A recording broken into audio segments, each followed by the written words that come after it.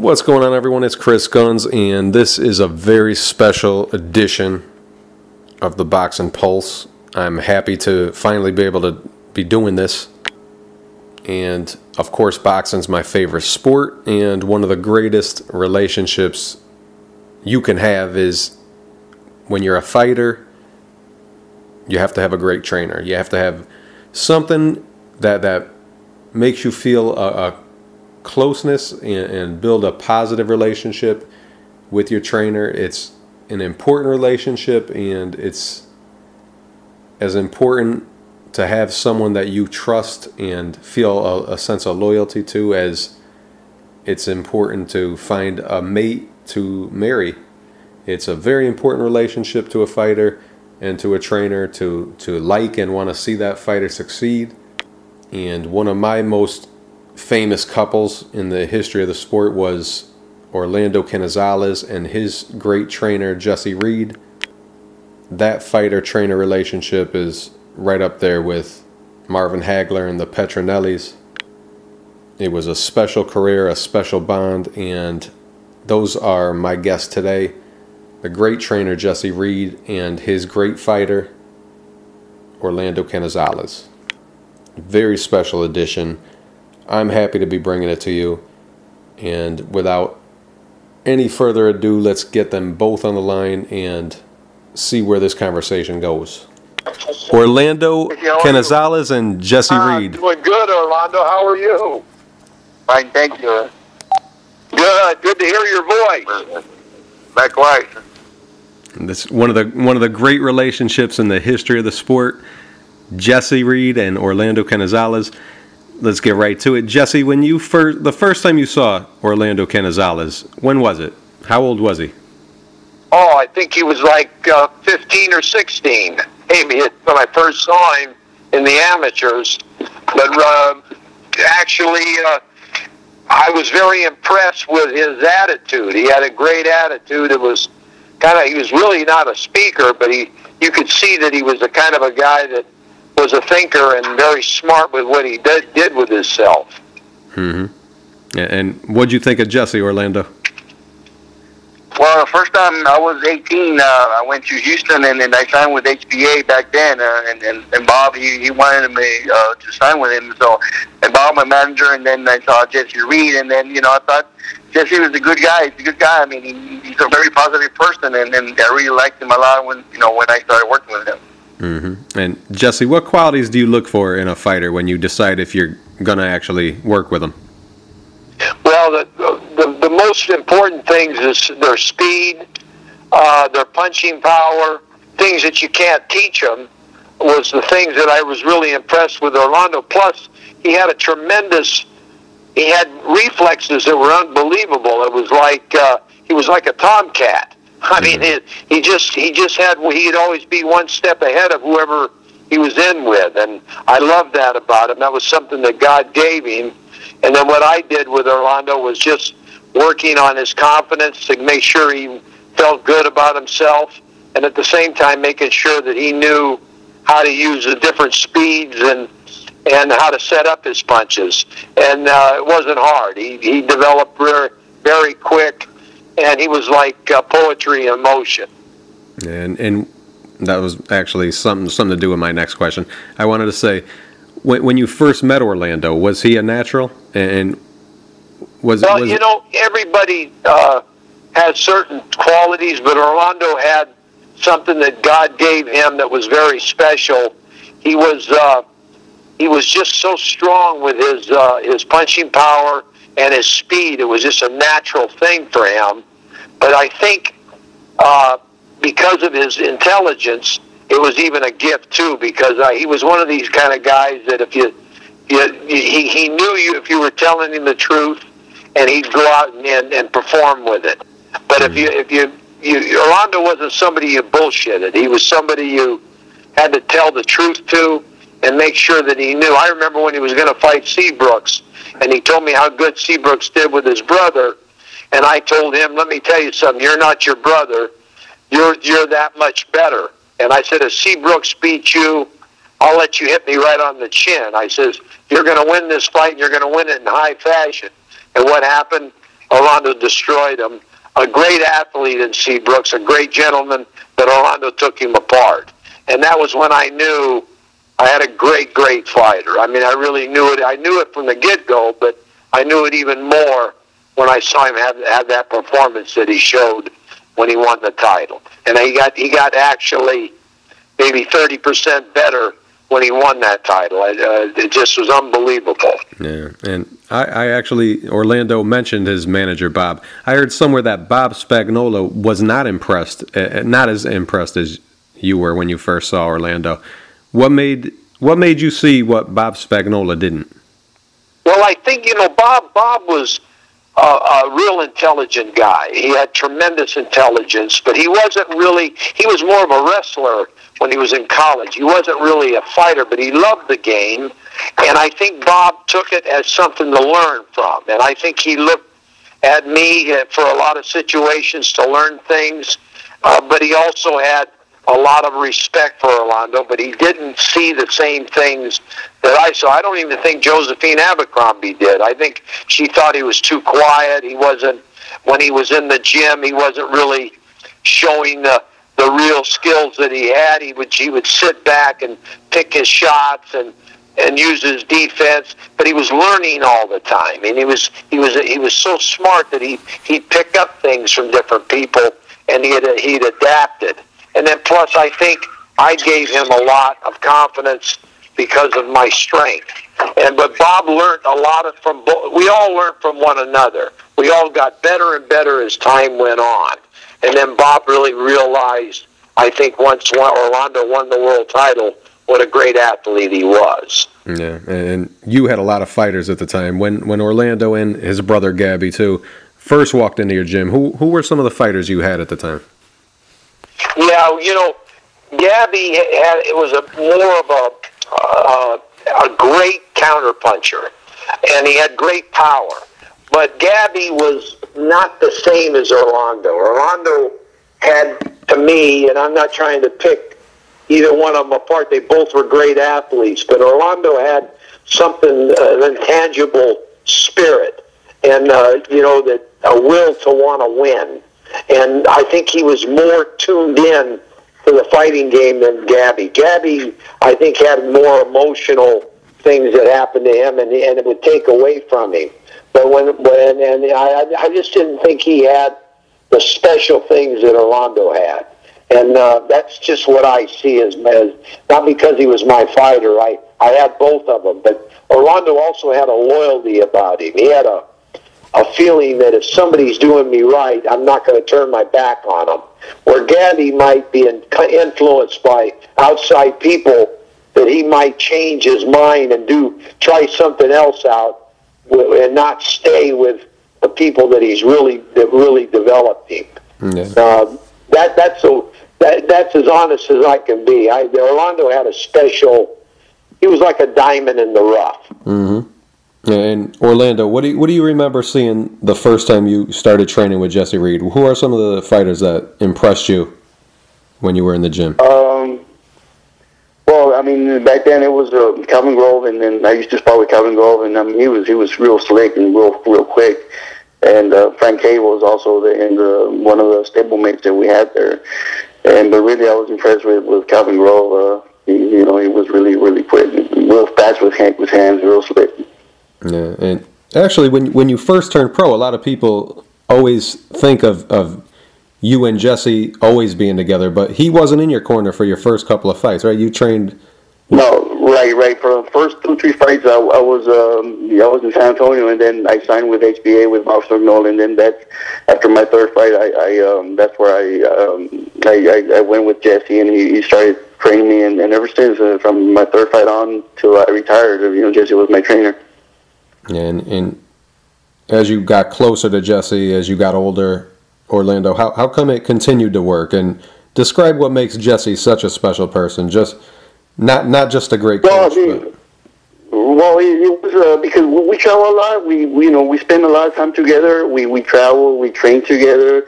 We went for walks and we talked, and it was a bond. It was a bond between. It was more than just a coach. I mean, it was more like like a fatherly kind of thing. And I mean, it just made it more special because we talked a lot, and he gave me a lot of what do you call it? He gave me a lot of advice, and just about the not only about sports or boxing, but in general. I mean, like in life in general, and that's something special that I really look up to him, and I mean he's a great man, and I really respect him a lot. That's got to make you feel good, Jesse, huh? Something, when you have everything that Bob and I did with Orlando was like one person. It wasn't like three people. We all did things to help one another. When one was down, the other two would pick them up. It's a special bond, and you don't find that too much in boxing. And if one of us felt something was not right, we'd talk it out and figure it out. And we'd all definitely were looking in Orlando's favor at everything we did. And from that, Orlando looked in our favor. And that's it's hard to find that. That's something. It's like God-given. It's a special thing. No. It takes love of the game, number one, and love of the people that are around you. And we had that. We had that bond. And man, we got through some big things. I remember when Javier Luca fought Orlando, we were fighting him in his back door, and after the third round, Orlando owned this guy, and this guy wasn't going to go down, and Orlando kept pounding and pounding, and finally he did a surgeon job on him, and we grew from that. We just got better and better, when he fought Billy Hardy. Remember Orlando coming to me when I told him this isn't going to be a tough fight, even though he's a big, strong kid, he just don't have your skills. And Orlando come to me after the fight. He said, Jesse, I just want to tell you, that was the toughest fight of my life. Don't ever tell me I got an easy fight again. And I learned a lesson from that. And then when they asked me, would you give this guy a rematch? And I told Orlando, definitely. And Orlando says, what? And I says, yeah, but it's not going to be here in England. I learned a lesson, how much that crowd made him stronger. Now we're going to bring him to Laredo and put him out in 100-some degree weather and fry him. And I said, listen to our crowd cheering for you. And Orlando, this guy had never been knocked out. Orlando knocked him out without an exaggeration for 3 or 4 minutes. I thought he was dead. And, it's just those things you never forget, and they're special moments. And those are the things we grew from. And it just got better and better and better. And, it's hard to not talk good about Orlando Canizales. He is probably the greatest athlete I've ever been around. Yeah, that was actually my next question. I remember you saying that before, that he's your favorite athlete. Why does Orlando stand out? When you train so many great fighters, you work with so many great athletes, how come Orlando is the best? Is it just because of his easy temperament? And of course it's his skill set. It's because of the understanding of respect of one another, respect of the sport, and giving it all you've got. When it gets tough, the three bodies pulled together and made it strong one. It's hard to find that bond, that special love of the game, the love of the spirit of being a champion and not wanting to give it up. I remember when Orlando lost the fight in New York, and I knew he won the fight, and how sad it was that the politics of boxing took this great champion and disrespected him like that. But we didn't fall apart from it. We pulled back together and did the best we could with everything we could do. Boxing is a tough, tough game. It's not only tough fighting, it's tough in the politics of boxing. You're fighting countries and states and crowds, and just in the minute somebody has, you always hear negative things. But with Orlando, I never heard that much negative things. I always heard tremendous positive things. And in my mind, I knew I had a special athlete. I knew I had somebody that really meant something to the game of boxing. And, that's why he's in the Hall of Fame. That's why I'm in the Hall of Fame. And Bob Spagnola should be in the Hall of Fame. It's because we gave the sport everything we had in our hearts. And how do you find that? It's very hard. Yeah. And I remember growing up when boxing was still on free network television, and you were young and unbeaten, Orlando. Take me back to the Paul Gunzales fight. Orlando, you were unbeaten. It was for the NABA title, and it was televised on CBS Live outdoors in Lake Tahoe. We all know Paul was an Olympian, and you even sparred with him. Take me back to that fight. Yeah. Well, that fight, it was, for me, it was a learning experience. I mean, it was my first national title. I mean, it was a national title fight. I think it was my 10th or 12th professional fight. And it was for a national title. It was on national TV also. It was my first national TV. And we got ready. We trained hard for that fight, but we trained indoors. And to my amaze, when we got there, they told us it was going to be outdoors. So I wasn't really prepared to fight outdoors. I mean, I was in great shape or anything, but it just just the heat. I mean, I don't want to take away anything from Paulo Gonzalez. I mean, but the thing, the circumstances was just totally different. I wasn't really prepared to fight it in the outdoors. Yeah, everybody has something they have to work on with themselves, whether it's physically or mentally. Was the mental part something you always had to work on? Did you battle your own mentality and the way you think about being nervous and getting nervous? Because I heard Jesse mention to controlling yourself and right. giving you some self-belief. Is that something that you had to work on? Just believing in yourself? Well, yeah. But after that fight, I grew. I mean, I knew I lost, and it was just for me. I learned from that experience, and it was just that I needed to be mentally strong, and I knew. And then I lost that fight, and then my next fight was with Javier Lucas, which was he was world rated, and he had fought champions, or he fought world champions. So it was a big fight for me. So. And from that fight on, I won, and then I kept on going. Orlando, how disappointing was it to not win that fight and to lose that perfect record? Well, I mean, every time. It was very disappointing for me. I mean, because I was, it was a national title fight for me, and it was my first televised fight. And my goal was to win a world championship, and that was a start. So it was very disappointing for me to lose that fight. Yeah, Jesse, you look at Orlando, you watch him, you keep an eye on him. He's your fighter. What did you see change in Orlando after that fight and that loss? Well, here's something I want to add to that. Mm-hmm. When Orlando was done with that fight, I looked at him and I asked him, "Are you tired?" And he says, "No, it was that damn heat." I says, "Well, what I'm going to do when you win the world title, I'm going to put you outdoors again with Paul Gonzalez, and have your crowd cheering for you. And that in that heat, I think you let the heat get to you, which he did." And I says that he learned something from that and I learned something. And so what did he do the next time he fought Paul Gonzalez? He destroyed him in 2 rounds. Mm-hmm.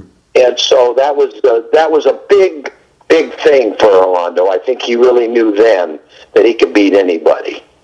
Yeah, another big fight, Orlando, was when you fought Armando Velasco for the NABF championship. You got knocked down yourself in that fight, right? What do you remember about that fight with Orlando with Armando? Well, I just I got careless and it was a left hook. I got knocked down. It was a quick knockdown. I mean, I got up. I wasn't really that hurt. Like I said, it was a quick knockdown, and I got up and eventually stopped. And that's how what happened. And Jesse, he won that title. That does something. He's only 20 or 21 at the time. How good did you see him get after winning that championship, even though it was a minor title? Let me tell you something. The way he won that championship and the way he beat these guys in their back door, and the politics was not on our side. Mm-hmm. So winning like that, I'd say he got 20 to 30% better. In his mind, he knew he was a champion. And I wasn't in his body, but I could see that smile on his face and that great feeling of the champion of the world. and he never turned his back on it. He and better. His angles, I mean, it was a thing of beauty. And it was easy to coach Orlando because he grabbed everything I'd tell him. He respected it. He respected everything that Bob told him from then on. And what we did, we just kept winning and winning and winning. And we did everything we could to put ourselves in a position to win. And he never cheated the sport. Yeah, and that fight with Lewis Curtis, I know that I think I talked to you when I talked to you last time, Orlando. You were talking about how Gabby had such a hard time with Lewis Curtis, and he couldn't knock him out. And that fight actually surprised you with how good you did in that fight. You are the little brother to Gabby, and you grew up. I'm sure you guys were doing what brothers do. I'm sure you had fights with each other, and you felt how strong Gabby was. What surprised you, and what did that do for your confidence to be able to do to Lewis Curtis what Gabby couldn't? Well, I mean, it was just a boost in confidence. I mean, because I know that he was a tough fight for my brother Gabby. They won 12 rounds, but it was a close fight. And my brother, had a hard time beating Lewis Curtis. And then when I fought him, I just, I knew I could beat him, but just, I didn't know I was, would knock him out. But when it just happened that I caught him good and he went down, and it was a boost confidence in my performance, and it just from there on, I'm a positive person, and from there on, I just my confidence was just it was a big boost for my confidence. Mm-hmm. And it's funny because then you did get that fight with Seabrooks. We talked about that a little bit already, but you saw that he had a hard time with Seabrooks too, your brother did, and you still didn't feel as confident going into that fight.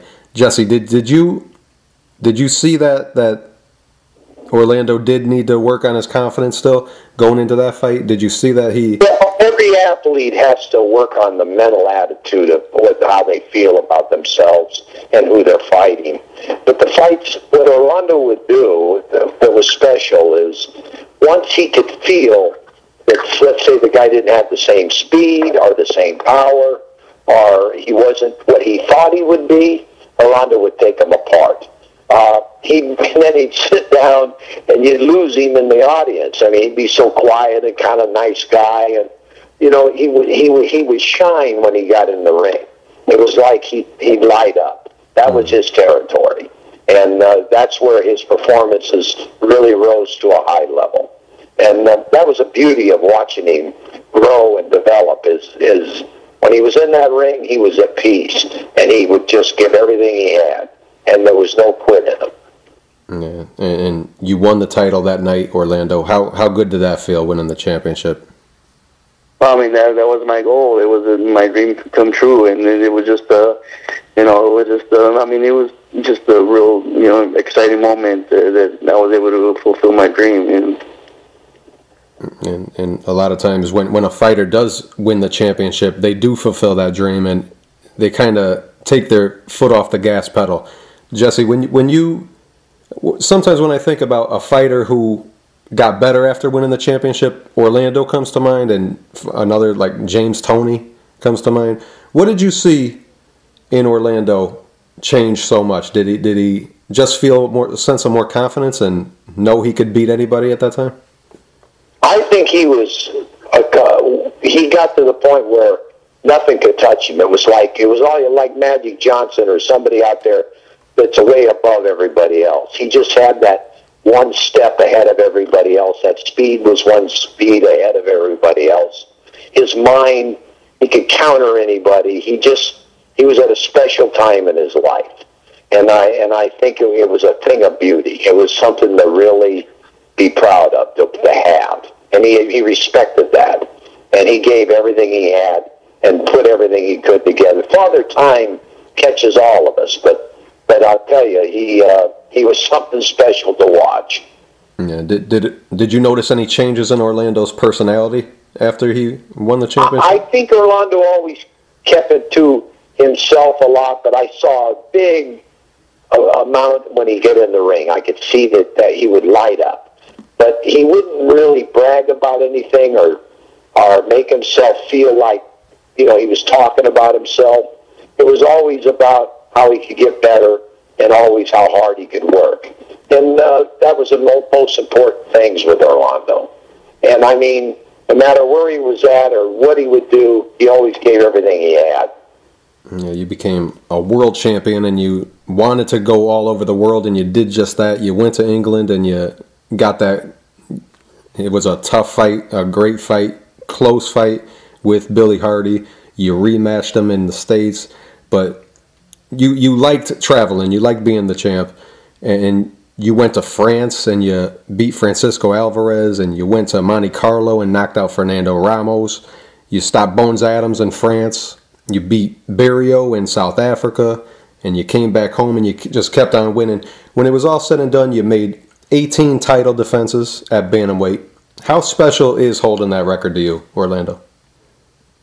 I mean, it's very special. It was 60 title defenses, and just to break any type of record. I mean, it's very impressive, and it's just I'm happy that I was able to do that, and just just something that very excited about being part of history, and it's something that I'm very proud of.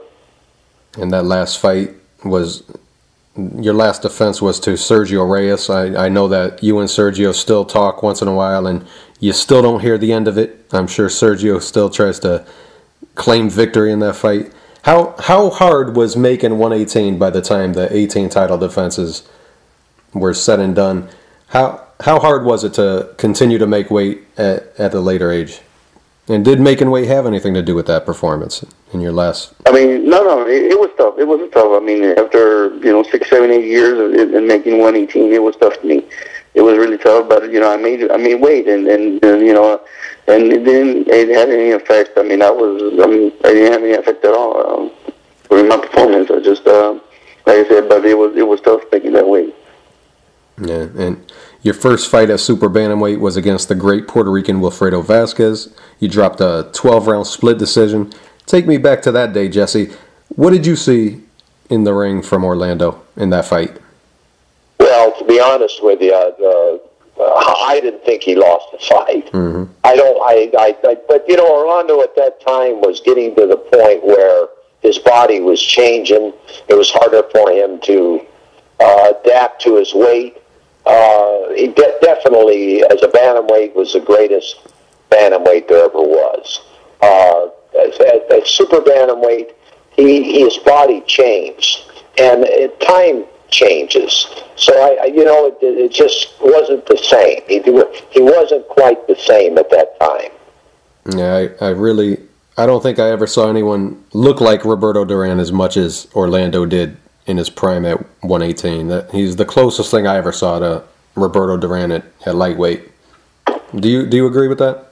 Think he? Well, his head movement, his body movement, his angles. Yes, there was a great ability for both fighters. Both of them are great athletes, and Orlando, to me, I've looked at all the films of all the bantamweights, and he's the greatest bantamweight that I've ever seen. Mm-hmm. In Orlando, that fight with Vasquez was your first loss in a long time. Did you feel like you changed? Did you feel like there was anything that was different at that time? No. I mean, I thought it just no, not at all. I just started late in that fight. I mean, I waited. I just waited too long, but I mean, nothing really changed. I mean, I felt good. I was ready. It's just that I guess I just started late in the fight. But I mean, I don't take away anything from Vasquez. I mean, I think I just waited. Like I said, I would just wait too much. I had a lot of respect for him, but I mean, even though it was a close fight, it could have gone either way. Yeah. Mm-hmm. You put together a few nice wins at the new weight, and you fought Junior Jones at the Garden. You dropped a split decision, another 12 rounds again. I think you alluded to that, Jesse, already. You didn't agree with that decision either. Was Not at all. I think what they were doing was taking a great fighter and trying to build these other guys They were fighting them in their back door, and they were building their records up. I don't think Orlando lost either one of the fights. And I'm not saying that because I was his coach. I'm saying that from my knowledge of the game. I think Orlando, yeah, he could have done maybe a little more, but I think he did enough to win both those fights. And you weren't done yet. In your next fight, you went to Japan and you stopped Sergio Reyes. So that was a nice win, but you never had a big fight again. You did win the IBA featherweight title against Edwin Santana, but there were no more big fights to come. You had a few good wins, and you finished your career fighting your last 3 fights at the Blue in Philadelphia, the Blue Horizon. Your last fight was a split decision loss to Frankie Toledo. How'd you come to realize that was the time to hang up the gloves? Did you talk to Jesse about it? No, but prior to that, when I was, when I was getting ready and training, I feel kind of burnt out. My body was just, it was hard for me making that weight. I think it was 126. It just, it was just hard for me making the weight, and it's just not the same. I felt like burnt out, and I guess it's just time for me to say, it's enough for me. So you didn't talk to Jesse about it, Jesse? You didn't come to have a conversation with Orlando? And I talked to Bob about it in Orlando, and we thought we're not going to have Orlando as somebody's bait to just build their records up and whatever, even if it was close or what. And then Orlando, like he said, at that time his body had changed, his mind had changed, different situations in his life had changed, and it wasn't the same. So we definitely didn't want him to be an opponent, and I think we all agreed to it, and that's how we went. Was it an easy decision to make, Orlando, to give it up? Well, of course not. I mean, I've been boxing for almost 23 years, and to from one day to the next, just to to retire, it was really a hard decision for me. But I know that I had to move on. I know life goes on, and I had to do other things. But it was really hard. I missed it a lot, and I still do. I miss the traveling, the training, and everything that goes along with the sport. But I knew that my time was, I had to.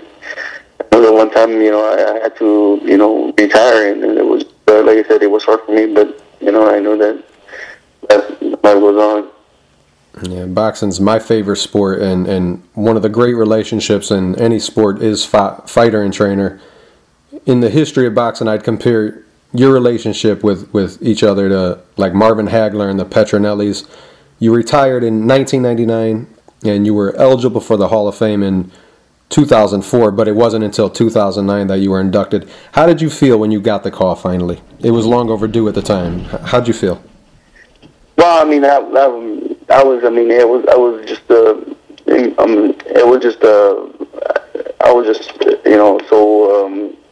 was surprised. First, I was surprised and then excited at the same time. I never expected a call, but every year I would say, "Oh, when is?" hoping that I would receive a call. But when I got a call from Mr. Brody, it was just real. Exciting for me, and there's just so thrilled that I was going to be actually, inducted to the Hall of Fame, and I was just so delighted about that. And Jesse, I know you love Orlando like a son. How special was that day to you?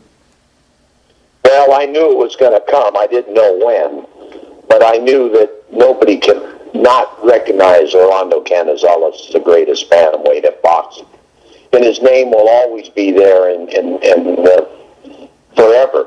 And I'm so proud of his accomplishments and what he's done. And you're right; he's like a son to me. I care a lot about Orlando, and I cherish our time together, and I can't say enough good things about him.